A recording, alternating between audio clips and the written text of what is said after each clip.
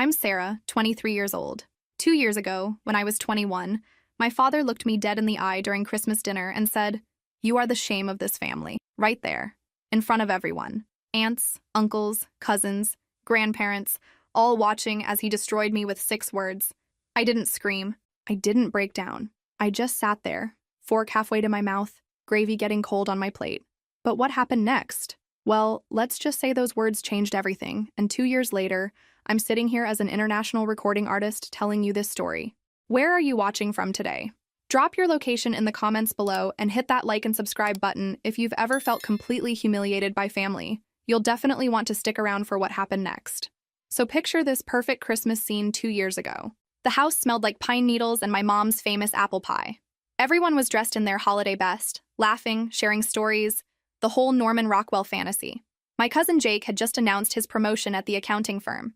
My sister Emma was showing off her new engagement ring for what felt like the 100th time that evening. Everyone was so proud, so supportive, so encouraging. Then there was me, 21 years old, fresh out of college with my music degree, trying to figure out my next step. While everyone else had these concrete, respectable career paths, I was still chasing what my family considered an impossible dream. "Sarah's exploring her options," my mom said diplomatically when Uncle Frank asked about my job prospects. She was trying to protect me, bless her heart. But my father wasn't in a protective mood that night. He'd been quiet all evening, cutting his ham with unnecessary force. Every scrape of his knife against the plate made everyone slightly uncomfortable, but we all pretended not to notice. "What exactly are you exploring?" he asked, his voice deadly calm. I should have deflected, should have changed the subject. But I was young and tired of feeling like the family disappointment. "Actually, I've been looking into some music opportunities. There are talent competitions, open mic nights, places where real artists get discovered," and he set down his fork. Actually set it down. The clink against his plate echoed through the suddenly silent dining room. "Real artists." He repeated the words like they tasted bitter. "Let me get this straight. You spent 4 years in college, and now you want to waste that education singing in bars." The room went dead quiet. You could hear the Christmas music playing softly in the living room, something about peace and goodwill. The irony wasn't lost on me. "It's not wasting anything, Dad. Music is a hobby, Sarah. It's something people do for fun, not something they build a life around." My hands started trembling. I gripped my water glass tighter, hoping nobody would notice. "But I'm really good at it." My professor said. "Your professor said what you wanted to hear. That's what professors do." He stood up, throwing his napkin down like he was throwing down a challenge. "But the real world doesn't care about your feelings or your dreams." My cousin Jake tried to intervene. "Uncle Robert, maybe we could—" "No." My father held up his hand, his eyes never leaving my face. "She needs to hear this. We all need to stop pretending this is okay." He looked around the table, making eye contact with every single person there. 23 family members hanging on his every word. "You know what people say about you, Sarah? About our family?" My throat closed up. I couldn't speak, couldn't breathe. "They say we raised a dreamer. Someone who can't accept reality. Someone who thinks she's special just because she can carry a tune." The words hit like physical blows. I felt my face burning with shame and embarrassment. "You are the shame of this family. 21 years old and still living in some fantasy where life is a Disney movie. It's time to grow up." The silence that followed was deafening. 23 people staring at me like I was some kind of exhibit in a museum of failure. But something strange happened in that moment. Instead of feeling smaller, I felt something else entirely. Clarity. I looked at my father, really looked at him, and realized something that would change my life forever.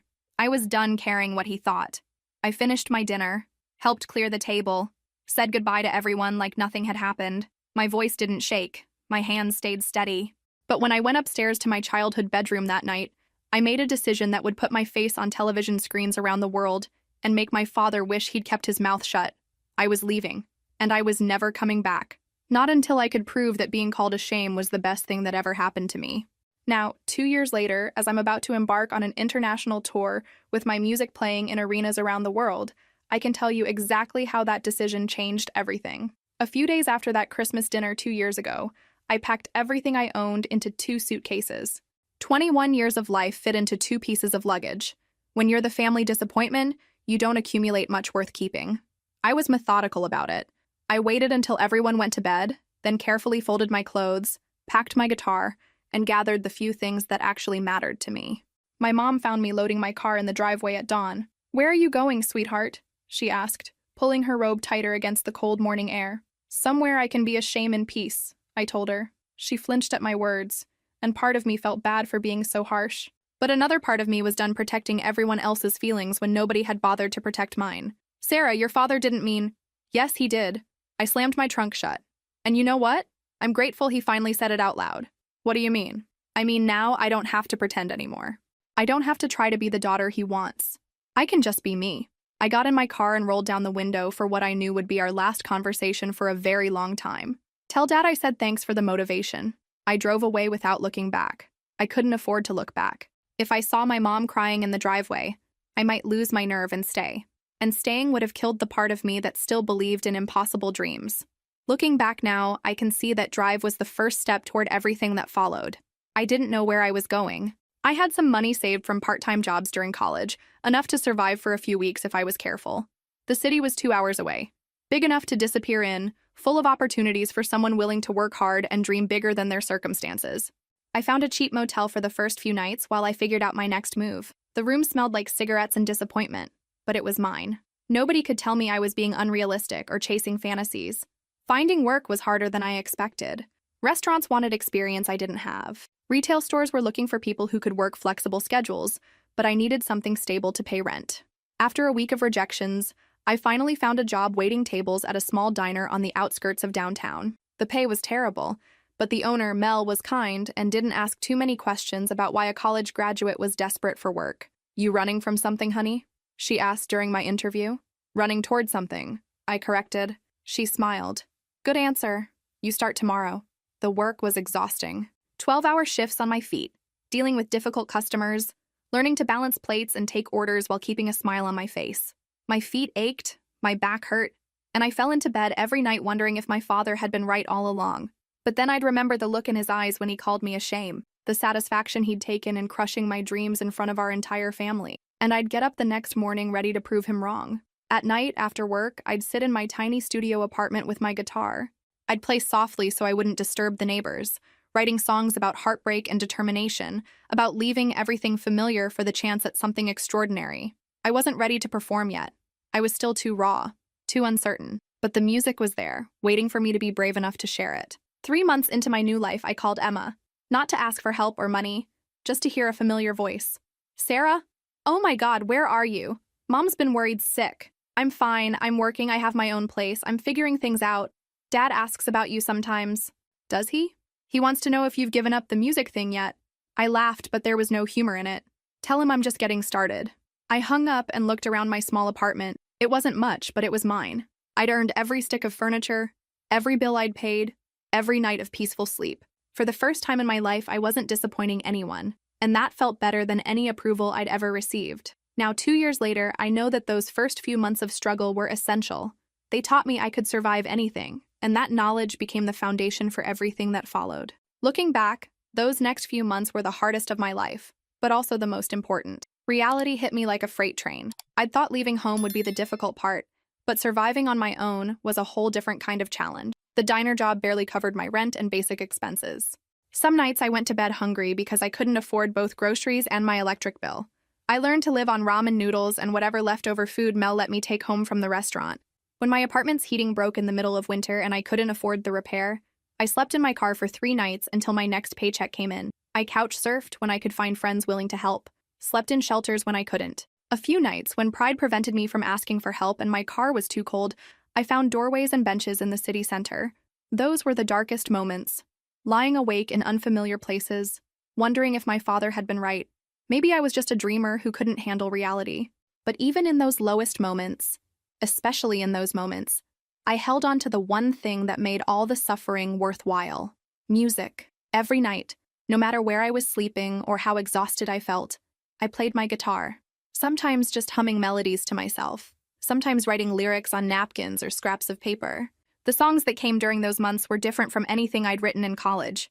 They had weight, pain, truth. They were born from real struggle, not imagined heartbreak. I worked every job I could find. Waitressing at the diner during the day, cleaning office buildings at night, stocking shelves at a grocery store on weekends.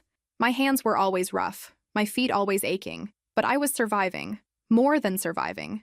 I was learning. I learned that I was stronger than I'd ever imagined, that I could function on 3 hours of sleep and still smile at customers who treated me like garbage, that I could stretch a single meal across 2 days without complaining. I learned that pride was a luxury I couldn't afford, but dignity was something nobody could take away. Most importantly, I learned that music wasn't just something I did for fun. It was the thing that kept me sane, kept me hopeful, kept me believing that this struggle had purpose. 4 months after leaving home, I finally worked up the courage to perform publicly.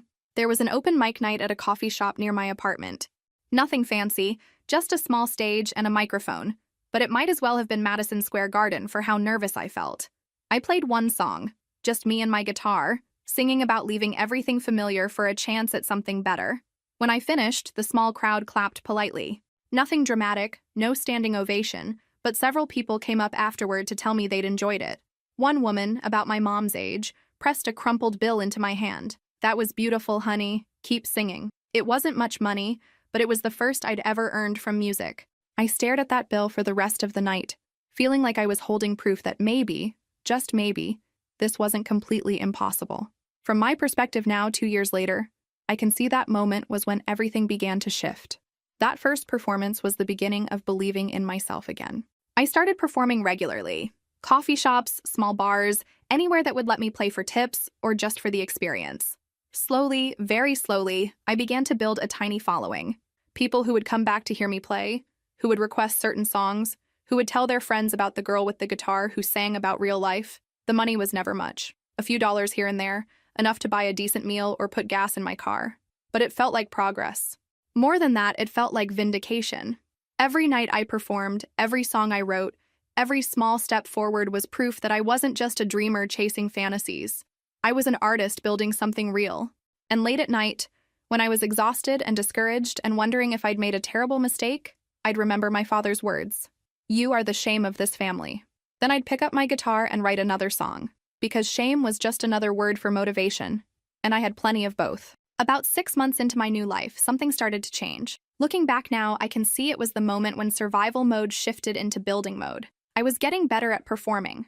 All those months of playing in coffee shops and bars, of writing songs from real experience rather than imagination, of living every lyric I sang, it was making me into a different kind of performer, more authentic, more connected, more powerful. People began to notice. The coffee shop where I'd first performed started putting my name on their little sidewalk sign, "Live Music Tonight, Sarah." Mrs. Chen, the owner, told me I was bringing in new customers. "People ask specifically about when you'll be here," she said, wiping down the counter after my set. That's never happened with our other musicians. At the bar where I played Thursday nights, I started to recognize faces in the audience. A construction worker who always requested my song about working multiple jobs. A college student who said my music helped her feel less alone in a new city. A businessman who left work early just to catch my 8 o'clock set. "You've got something special," he told me one night after I'd finished. "Have you ever thought about trying out for one of those singing competitions on TV?" I laughed it off at the time. Right, because that's realistic. But the seed was planted. I started paying attention to those shows when I caught them on the diner's television during slow periods. Regular people, some with stories not so different from mine, getting their shot at something bigger. The more I watched, the more I realized that my story, leaving everything behind to chase a dream, surviving on nothing but determination and talent, was exactly the kind of narrative those shows loved. One evening, after a particularly good performance at a small venue downtown, a woman approached me during the break. "Excuse me," she said. "I'm Linda Martinez. I work in artist development." My heart stopped. "Oh? I've been watching you perform for the past month. You have something really special. Raw talent, emotional authenticity, stage presence. Have you ever considered auditioning for Rising Star?" Rising Star? The biggest singing competition on television. The show that turned unknown performers into household names practically overnight. I've thought about it," I stammered. "You should more than think about it. You should do it." She handed me a business card. "Auditions are coming up in a few months. I think you'd have a real shot." That night, I sat in my tiny apartment researching everything I could about Rising Star. The application process, the types of contestants they selected, the stories of past winners. Most of them had backgrounds in music, formal training, years of lessons, professional experience. Very few had stories like mine. But maybe that was exactly what would make me stand out. Over the next few weeks, I spent every free moment preparing. The application asked for detailed information about my background, my musical experience, my story. Under What Makes You Unique, I wrote about leaving home to pursue my dreams, about learning to survive on my own, about finding my voice through real struggle. The hardest part was the video audition. I had to record myself performing, and every take felt either too polished or too raw. Finally, I decided to keep it simple. Just me, my guitar, and a song I'd written about leaving everything familiar behind. When I submitted the application, I tried not to get my hopes up. Thousands of people probably applied. The chances of even getting a call back were minimal. But 3 weeks later, my phone rang. Is this Sarah Mitchell? Yes. This is Jessica Chen from Rising Star Productions. We've reviewed your application and we'd like to invite you to audition in person. I dropped the phone, literally dropped it on the floor of the diner during my lunch break. Mel had to pick it up and hand it back to me while I stood there in shock. Sarah, are you still there? Yes. Yes, I'm here. I'm sorry, Yes, I'd love to audition. Wonderful. We'll email you all the details, but the audition is scheduled for next month. Congratulations on making it this far. After I hung up, I sat in the empty diner booth staring at my phone in disbelief. Now, 2 years later, I can see that phone call was the moment when my impossible dream started becoming possible. But at the time, I could barely believe it was real. I called Emma that night, breaking months of minimal contact. I got an audition, I said without preamble. An audition for what? Rising Star, the TV show. The silence on the other end stretched so long I thought we'd been disconnected. Emma? Sarah, that's incredible. I can't believe it. Neither can I. Have you told Mom and Dad? The question I'd been dreading. No, and I'm not going to. But Sarah? Emma, they had their chance to support my dreams. Now they can watch me chase them on television, because that's exactly what was going to happen. The audition was scheduled for a month later in Los Angeles. I took time off from all my jobs, which meant losing money I couldn't afford to lose, but this was more important than daily wages. This was everything I'd been working toward. I spent those weeks practicing obsessively. The song I'd chosen was one I'd written during my darkest period, sleeping in my car outside a 24-hour diner. It was raw, honest, and completely me. But standing in line outside the audition venue with hundreds of other hopefuls, I started to second-guess everything. These people looked like real performers. Professional clothes, expensive instruments, the kind of confidence that comes from years of formal training. I felt like a fraud in my thrift store dress and beat-up guitar case. First time? Asked the girl in line behind me. Yeah. You? Third attempt. I made it to callbacks twice, but never to the live shows. She shrugged like it was no big deal, but I could hear the disappointment underneath. You've got good energy, though. That counts for a lot. The waiting was torture. We'd been told to arrive early, but the actual auditions didn't start for hours. I sat in the hallway trying to stay calm, running through my song lyrics in my head, fighting off waves of nausea. What if I forgot the words? What if my voice cracked? What if they took one look at me and decided I wasn't star material? Sarah Mitchell? My number was called. This was it. The audition room was smaller than I'd expected, but more intimidating. 3 judges sat behind a long table, cameras captured every angle, and one lonely microphone stand waited in the center of the room. Sarah, tell us about yourself, said the judge in the middle, a woman with kind eyes but an unreadable expression. I'm 21. I left home to pursue music, and I've been supporting myself while performing in small venues around the city. What are you going to sing for us today? An original song called Starting Over. I wrote it during a particularly difficult time in my journey. I stepped up to the microphone, adjusted my guitar strap, and took a deep breath. Then I let everything out. Every night sleeping in my car. Every meal I'd skipped to pay rent. Every moment of doubt and determination. Every time someone had told me to give up, and every reason I'd found to keep going. I sang about leaving behind everything familiar, about discovering strength I didn't know I had, about believing in something bigger than your current circumstances. When I finished, the room was completely silent. Not uncomfortable silent. The kind of silent that happens when something real has just occurred. The judge who'd spoken before leaned forward. Sarah, that was extraordinary. You have something very special. The judge to her left nodded. Your story, your voice, your authenticity. It all comes together in a really powerful way. The third judge smiled. We'll be in touch very soon. I walked out of that room knowing something fundamental had changed. I could feel it in the way the production assistants looked at me, in the energy of the other contestants still waiting their turn. 3 days later, my phone rang. Sarah, this is Jessica from Rising Star Productions. Congratulations. You've been selected to move forward to the next round. The next round meant traveling back to Los Angeles for an extended period. It meant being away from my jobs for weeks. It meant risking the small stability I'd built for the chance at something enormous.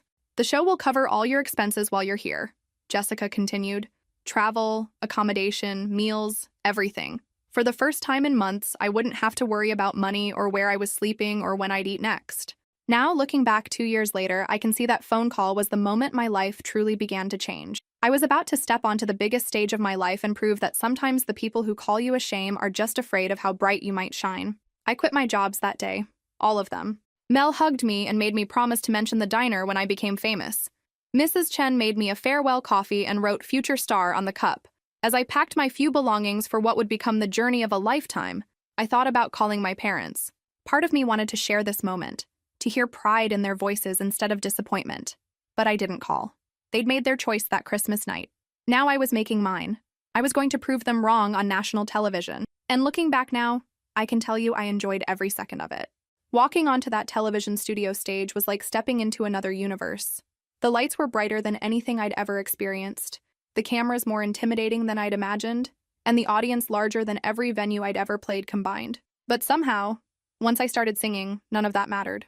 The song I'd chosen for my first televised performance was "Starting Over," the same one from my audition. The producers had suggested I try something more recognizable, a cover that audiences would immediately connect with. I'd politely declined. "This song is my story," I told them. "If America is going to vote for me, they need to know who I really am." Standing at that microphone, looking out at the studio audience and knowing millions more were watching at home, I felt something I'd never experienced before. Complete certainty. This was where I belonged. This was what I was meant to do. I sang about leaving home, about choosing uncertainty over safety, about discovering that dreams aren't luxuries, but necessities. Every word carried the weight of the past year. Every note rang with hard-earned authenticity. When I finished, the silence lasted forever and no time at all.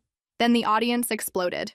Not polite applause, not the measured response of a television audience being prompted by producers. This was genuine, thunderous, emotional applause that seemed to go on and on. People were on their feet. Some were crying. The judges looked stunned. "Sarah," said Patricia, the head judge, "in all my years doing this show, I've rarely heard anything so powerful. You didn't just sing a song. You shared your soul." Judge Martinez leaned into his microphone. That level of authenticity, that emotional truth, it's what every artist strives for and very few achieve. Judge Williams just shook his head in amazement. "America is going to fall in love with you." Walking off that stage, I felt like I was floating. The other contestants backstage looked at me differently now. Some with admiration, others with barely concealed worry. I'd just announced myself as a serious contender. Over the next several weeks, as the competition continued and I advanced round after round, I watched my life change in real time. My performances were being shared on social media, my story was being picked up by news outlets, and I was getting messages from people all over the country who related to my journey. So, "Your music helped me find the courage to leave an abusive relationship. I'm a single mom working 3 jobs, and your songs remind me why I keep fighting. Thank you for proving that it's never too late to chase your dreams." Each week I sang songs that meant something to me. Original compositions about struggle and hope, covers that I reimagined to fit my story. The judges praised my consistency, my growth, my ability to connect with audiences. But more than that, I was connecting with myself. For the first time in my life, I wasn't trying to be anyone else's version of Sarah. I wasn't attempting to fit into someone else's idea of what I should be. I was just me, completely and unapologetically. The producers started featuring my backstory more prominently. They interviewed me about leaving home, about the difficulties I'd faced, about what this opportunity meant to me. "Do you have any regrets about the path you chose?" one interviewer asked. "Just one," I said. "I regret not doing it sooner." With each passing week, more contestants were eliminated. Each Tuesday night, another dream ended and another chance was lost. But somehow, I kept advancing. Not just advancing, thriving. My confidence grew with every performance. My voice got stronger, my stage presence more commanding. I was becoming the artist I'd always known I could be. If only someone had believed in me enough to give me the chance. By the time we reached the semifinals, I'd gone from unknown waitress to one of the frontrunners. Entertainment magazines were featuring me on their covers, radio stations were playing my performances, people were calling me a breakout star, and predicting I'd win the whole competition. But I tried not to think about winning or losing. I just focused on each performance, each opportunity to share my music with the world. Looking back now, 2 years later, I can see that those weeks on Rising Star weren't just about the competition. They were about me finally becoming the person I was always meant to be. The finale was still ahead, but in many ways, I'd already won. I'd won back my belief in myself. And that was worth more than any recording contract or prize money could ever be. As the weeks progressed and the competition intensified, I could feel myself changing in ways that went far beyond just becoming a better performer. Every time I stepped onto that stage, I grew a little stronger, a little more confident in who I was becoming. The social media response was overwhelming. My performances were getting millions of views, and my story was resonating with people across the country. Interview requests poured in from entertainment shows, magazines, and radio stations, but it was the personal messages that affected me most. I left an unhappy marriage after hearing your story. Thank you for showing me that it's possible to start over. Your music gave me the courage to apply to art school at 35. I've been estranged from my family for being gay. Your journey shows me I'm not alone. These weren't just fans. These were people who saw something of themselves in my struggle and found hope in my progress. The judges continued to praise my growth week after week. Patricia called me consistently extraordinary. Martinez said I had the most authentic voice in the competition. Williams predicted I would change the music industry. But the comment that meant the most came from a guest mentor, a Grammy-winning songwriter who'd worked with some of the biggest names in music. Sarah, most artists spend years trying to find their voice, their unique perspective. You've already found yours through lived experience. That's something that can't be taught or manufactured. As we approached the finals, I realized something that surprised me. I wasn't nervous about winning or losing anymore. I was nervous about something else entirely. I was nervous about what came after, regardless of the outcome. 3 contestants remained. Myself, a classically trained opera singer named Michael, and a country artist named Katie who'd been performing since she was 12. All of us deserved to win. All of us had worked incredibly hard to get here, but I knew in my heart that this was my moment. The final performance round let us choose any song we wanted, original or cover, any genre, any style. It was our chance to show America exactly who we were as artists. I chose to perform a song I'd written specifically for this moment. It was called Grateful for the Pain, and it was about how sometimes the worst things that happen to us become the catalyst for the best things we achieve. Standing on that stage for what might be my final performance, I looked out at the audience and thought about the journey that had brought me here. The Christmas dinner where my father called me a shame, the months of sleeping in my car and working multiple jobs, the small venues where I'd learned to connect with audiences, the audition that had changed everything. Every single step had been necessary. Every moment of doubt and determination had led to this. I sang about gratitude, not the easy kind that comes when everything goes your way, but the harder kind that emerges when you realize your struggles have shaped you into someone stronger than you ever knew you could be. When I finished, the audience was on their feet before the last note faded. The judges were wiping away tears. Even the other contestants were applauding with genuine enthusiasm. Sarah, Patricia said, her voice thick with emotion, that wasn't just a performance. That was a statement about the power of the human spirit to transform pain into purpose.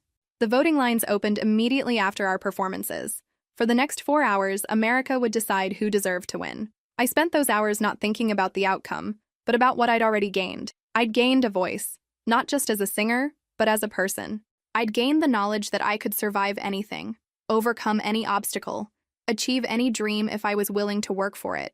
Most importantly, I'd gained the understanding that sometimes being called a shame is just another way of being challenged to prove your worth. When they called my name as the winner, I fell to my knees on that stage, not from shock, but from overwhelming gratitude. Now, 2 years later, I can tell you that moment was just the beginning of the most incredible journey of my life. But at the time, it felt like vindication for every choice I'd made since leaving home. Gratitude for every person who'd told me I couldn't do it, because they'd given me the motivation to prove them wrong. Gratitude for every obstacle I'd faced, because it had made this moment even sweeter. And yes, gratitude for my father's words that Christmas night, because without them, I never would have found the courage to become the person I was always meant to be. The winner's interview happened immediately after they announced my name. Confetti still falling, adrenaline still pumping, cameras still rolling, and then suddenly I was sitting across from the host with millions of people watching. Looking back now, 2 years later, I can see that this interview changed everything. Not just for me, but for my family and everyone who heard my story. Sarah, you've just won Rising Star. How does it feel? Surreal, overwhelming, perfect. I laughed, wiping tears from my eyes. I keep thinking about all the people who said this was impossible. Speaking of people in your life, we noticed your family isn't here tonight to celebrate with you. Can you tell us about that? This was the moment I'd been unconsciously preparing for since the day I left home. The moment when I would finally tell the truth about why I was here alone. My family and I have a complicated relationship, I said, choosing my words carefully at first. They didn't support my decision to pursue music. Can you elaborate on that? I took a deep breath. On live television, in front of millions of viewers, I was about to tell the truth that had shaped my entire journey. I left home when I was 21 because my family didn't believe in my dreams. They called my aspirations unrealistic and told me I needed to give up music and get a real job. The host leaned forward, sensing there was more to the story. That must have been incredibly difficult. It was the hardest thing I've ever done. I slept in my car, worked multiple jobs just to survive, sometimes went days without proper meals. But I also performed in small venues, wrote songs from real experience, and slowly built the foundation for everything that's happened tonight. What specifically did your family say that made you feel you had to leave? This was it. The moment of complete honesty that would change everything. My father told me I was the shame of the family for wanting to pursue music. He said it in front of our entire extended family during Christmas dinner. That's when I knew I had to choose between their approval and my dreams. The audience gasped audibly. The host's eyes widened. He called you the shame of the family? Yes. And you know what? In a way, I'm grateful he did. Grateful? Because it forced me to stop seeking validation from people who couldn't see my worth. It taught me that the only approval I really needed was my own. Have they reached out since you've been on the show? No. And honestly, that tells me everything I need to know about their priorities. What would you say to them if they're watching tonight? I looked directly into the camera, knowing that somewhere my parents were probably seeing this conversation for the first time. I'd say that I hope they're proud now, but I don't need them to be. I've learned to be proud of myself. I'd say that calling someone a shame for following their dreams says more about the person speaking than the person being criticized. And what would you say to anyone else who's been told their dreams are unrealistic? I'd say that sometimes the people who love us the most are the least equipped to understand our potential. Don't let anyone else's limitations become your own. Don't let anyone else's fear keep you from becoming who you're meant to be. Now, 2 years later, I know that those words resonated with millions of people around the world. The interview went viral within hours. Chose herself started trending. People shared their own stories about family members who'd discouraged their dreams. But the immediate response that mattered most came the next morning. My phone rang at dawn. Unknown number. Sarah? This is Amanda Rivers from Channel 7 News. We're standing outside your parents' house right now. There are reporters from several networks here asking for comment about your interview last night. So far, your father has refused to come to the door. I hung up without responding. By noon, the story had evolved beyond just my interview. News outlets were now focusing on my family's silence, the contrast between my success and their absence from my journey. Rising star winner's family refuses to comment on daughter's success. Local man called daughter family shame. She just won national singing competition. Parents silent as daughter. They rejected becomes overnight star. My father, who'd spent my entire life controlling the narrative about our family, was now dealing with a story he couldn't manage or manipulate. And for the first time since that Christmas dinner, he was the one who looked foolish. The irony was perfect. And 2 years later, I can admit I enjoyed it more than I probably should have. The days following my interview were unlike anything I could have imagined. Within hours, my story had become national news. And by the end of the week, it had sparked conversations about family dynamics, dreams, and the courage to choose yourself. Looking back now, I can see how quickly everything spiraled beyond my family's control. News vans lined up outside my parents' house by the second day. Neighbors were being interviewed about our family, my childhood, my father's reaction to my success. The story had taken on a life of its own. Rising star winner. Sarah Mitchell's hometown rallies around local girl while family remains silent. The articles painted a picture I hadn't expected. My old music teacher gave interviews praising my talent and dedication. Former classmates shared memories of my performances at school events. Local businesses put up signs congratulating me. But the silence from my family grew louder with each passing day. My new management team was fielding dozens of interview requests specifically about the family situation. This story has become bigger than just your singing competition victory, my publicist explained during our first meeting. People are invested in the family drama now. I don't want this to be all about my family, I told them. I want it to be about the music, about inspiring other people to chase their dreams. We understand that, but we also need to be prepared for how this develops. Your family might decide to respond publicly. That possibility hadn't occurred to me. What if my parents decided to give their side of the story? What if they tried to make me look like an ungrateful daughter who'd abandoned her family for fame? But days passed, and my family remained silent. No interviews, no statements, no attempts to explain or defend their position. They were letting my version of events stand unchallenged, which spoke louder than any defense they could have offered. Meanwhile, my life was changing at lightning speed. Record label meetings, photo shoots, appearances on major talk shows. I was being introduced as Sarah Mitchell, the rising star winner who overcame family rejection to achieve her dreams. During one radio interview that went viral, the host asked me directly, "Do you think your father regrets his words now?" "I think my father is probably experiencing some consequences he didn't anticipate," I said. "But regret isn't the same as understanding why his words were harmful in the first place. Would you consider reconciling if he apologized?" "I'd consider listening if he apologized. But words are easy. Change is harder. I'd need to see evidence that he actually understood the damage he caused, not just that he was sorry for the consequences." That interview clip was shared millions of times. The phrase "words are easy, change is harder" became a social media phenomenon, appearing on posts about toxic relationships, family boundaries, and personal growth. I was accidentally becoming a spokesperson for people who'd been rejected by their families for being different, for dreaming bigger, for refusing to accept limitations others tried to place on them. 3 weeks after my victory, I was having breakfast at my hotel when I received a call that changed everything again. "Sarah, this is Emma, my sister, the first family member to reach out since my story became national news. Hi, Emma. I've been watching everything unfold, and I need to apologize." Now, 2 years later, I can see that this phone call was the beginning of slowly rebuilding what had been broken. But at the time, I wasn't sure I was ready. For what? For not standing up for you that Christmas night? For letting Dad say those things without defending you? For not supporting your dreams when you needed support most? Her voice was thick with emotion, and I could tell she was crying. "Emma, no, let me finish. I was a coward. I was so used to Dad's approval, so afraid of losing it, that I stayed silent while he hurt you. And I've regretted it every day since you left.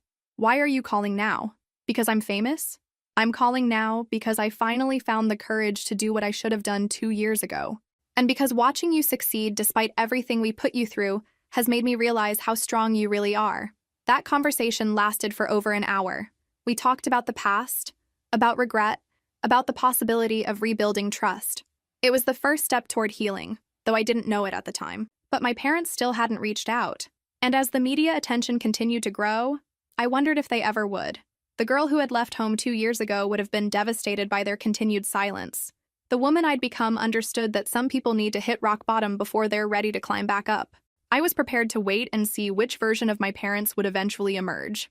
2 months after my rising star victory, the media attention around my family situation reached a tipping point that forced everything into the open. I was in the studio working on my debut album when my manager called with news that would change everything again. "Sarah, you need to see this. Your mother just gave an interview." I stopped mid-recording. "She did what?" "She's on television right now, Channel 7 News, talking about you, about the family situation, about everything that happened." Now, 2 years later, I can see that my mother's decision to speak publicly was the moment when healing became possible. But at the time, I was terrified of what she might say. I asked them to turn on the newsfeed in the studio. There on the screen was my mother, sitting in our old living room, looking older and more fragile than I remembered. Her eyes were red from crying, and she was clutching a tissue in her hands. "I need to say something about my daughter Sarah," she was saying to the reporter, "about what happened and how I failed her as a mother." I turned up the volume, my heart racing. Sarah was always special. From the time she was little, she had this incredible voice, this natural talent that just seemed to pour out of her. She would sing around the house, perform for us, write little songs. It was clear she had a gift. The reporter nodded encouragingly. "But your husband didn't support her musical aspirations?" My mother's face crumpled slightly. Robert was afraid. He'd seen so many people try to make it in entertainment and fail. He thought he was protecting her by pushing her towards something more stable, more guaranteed. "And you? What did you think?" "I thought she was extraordinary. I knew she had the talent to succeed. But She paused, struggling with the words. "I was a coward.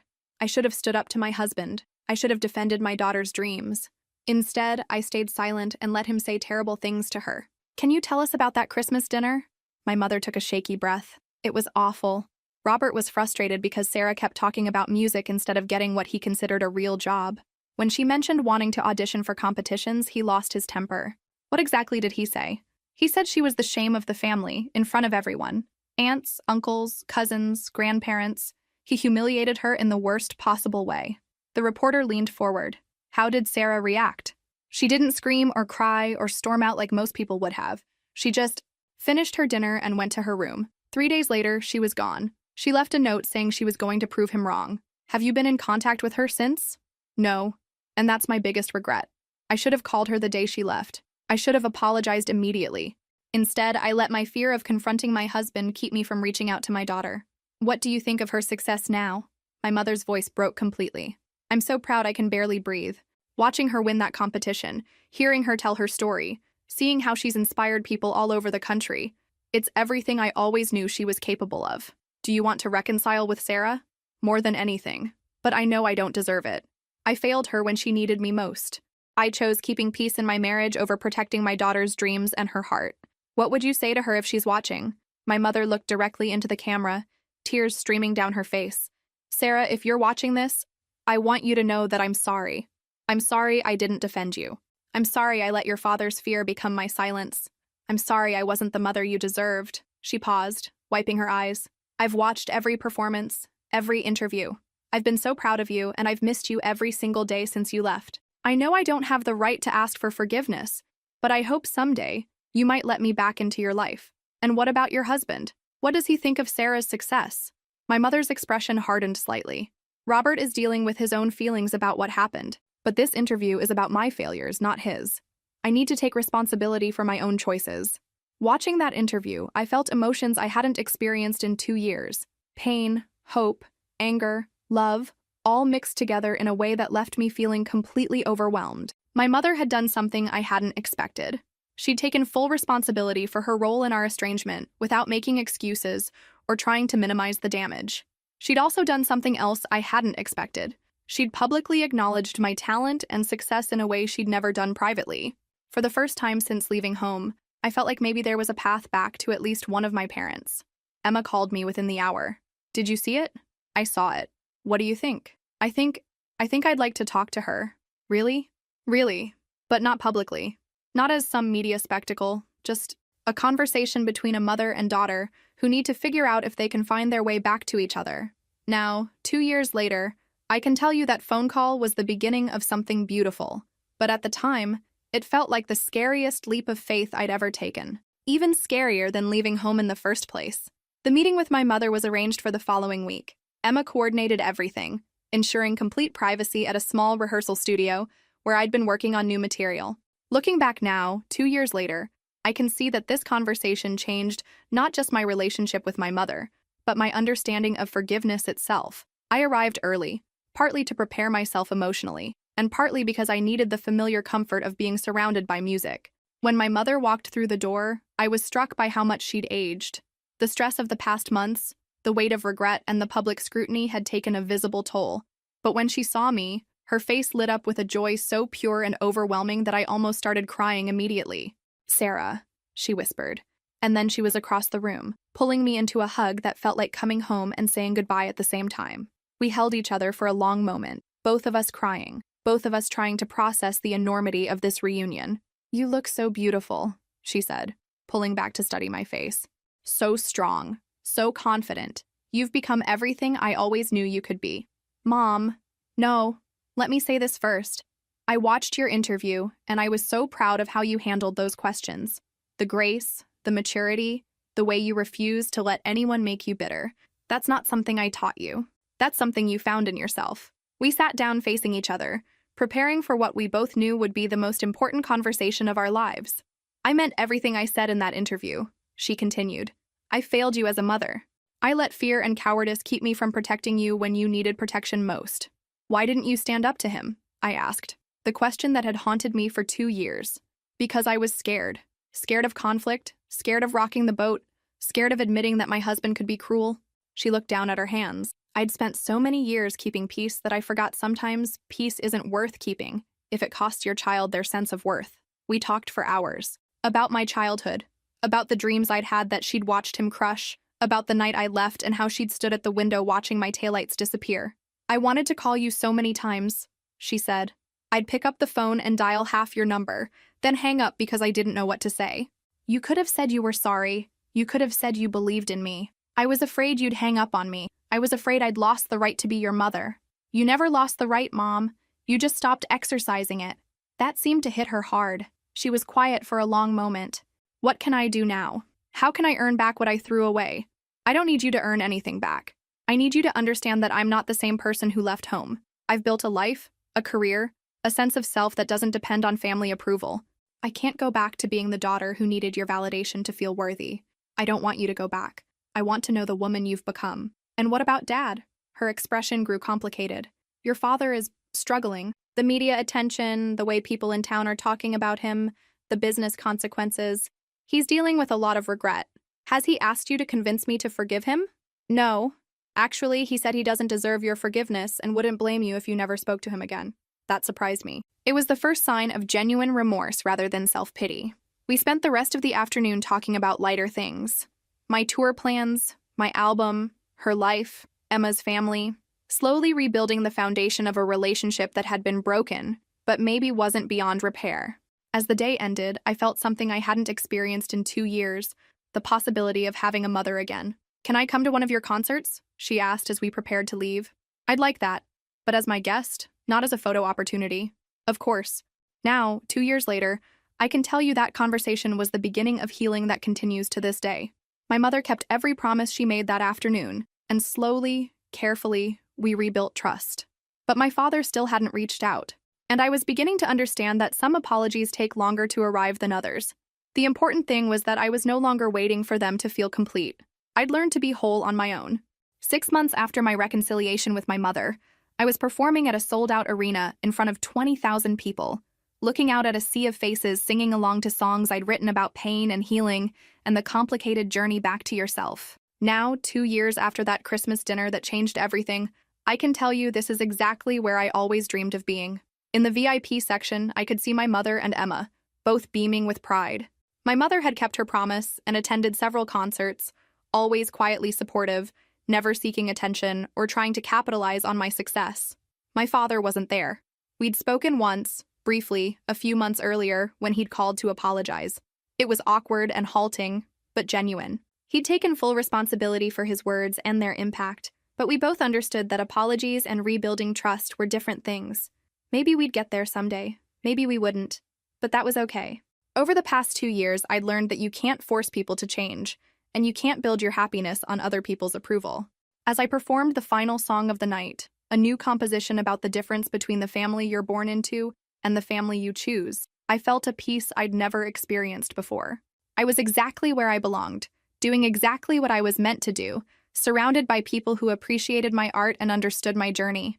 In the crowd, I could see faces of people who'd been inspired by my story to chase their own dreams, to leave toxic situations, to believe in themselves when nobody else would. My album had debuted at #1. I'd been nominated for major awards. I'd been invited to perform at venues I'd only dreamed of seeing as a child. But the achievement I was proudest of wasn't any of those things. It was the moment I'd learned to approve of myself. After the show, backstage in my dressing room, I thought about that Christmas night 2 years ago, about the girl who'd sat at that table, desperate for approval from people who couldn't see her value. That girl was gone. In her place was a woman who knew exactly what she was worth. My phone buzzed with a text from Mel, the diner owner who'd given me my first job when I was desperate and alone. "Saw you on TV tonight, honey. Always knew you'd make it big. The coffee's on the house next time you're in town." I smiled, remembering the woman who'd believed in me when I couldn't believe in myself. That's when I realized something that put everything into perspective. My father had called me the shame of the family that Christmas night, thinking he was ending my delusions. Instead, he'd given me the greatest gift possible, the motivation to prove that dreams aren't shameful. They're just dreams that haven't happened yet. Standing in that dressing room, looking at photos from the concert, reading messages from fans who'd found courage in my story, I knew that sometimes the best thing your family can do for you is force you to save yourself. Because the person you become when you choose yourself over their approval is always stronger than the person you would have been if you'd stayed small to make them comfortable. My mother knocked on the dressing room door. "Sarah? That was absolutely incredible." "Thanks, Mom. I'm glad you were here to see it." I wouldn't have missed it for the world. As we hugged goodbye, I felt grateful for the journey that had brought us back to each other.